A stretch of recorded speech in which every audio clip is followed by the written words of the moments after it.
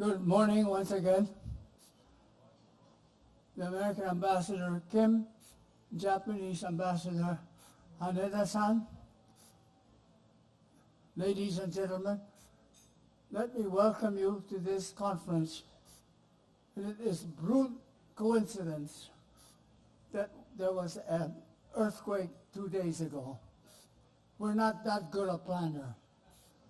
But having said that, the fact that Zambales earthquake affected us to the extent of 4.0 in Metro Manila, it gives us food for thought on how we should plan and prepare what we can before the big one comes in Metro Manila. The biggest measurement in any earthquake and concern is the number of deaths. And I cite the example in Chile in 2010, where there was some 8.8 magnitude, some 700 people died. In comparison, in the same year, Haiti had an earthquake. There were 200,000 people who died.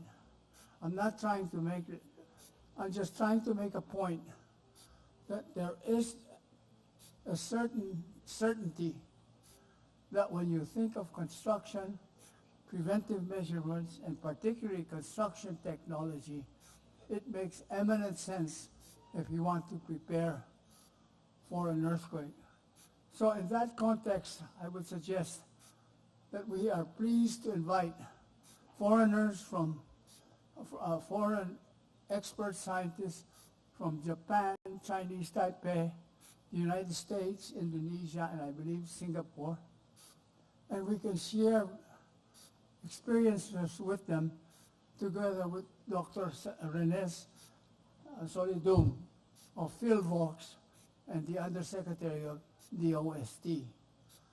So on that basis, I would like to start this session by introducing our first speaker, who is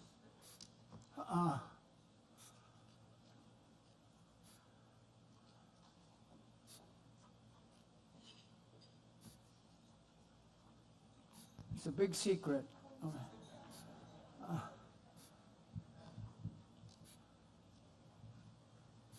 The first speaker will be Professor Naoshi Hirata from Japanese Hazard Seismic and Risk.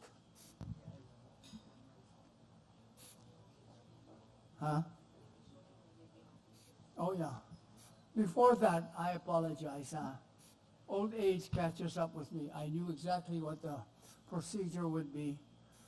Unfortunately, the chairman of the National Resilience Council will not be able to make it, but we have prepared a video for him. So could we have the video at this point?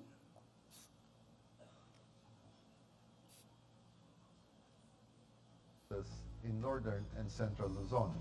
Many of the casualties were in a highly urbanized area, 100 kilometers away from the epicenter in Baguio City. This was not the first time that our country was struck by a catastrophe.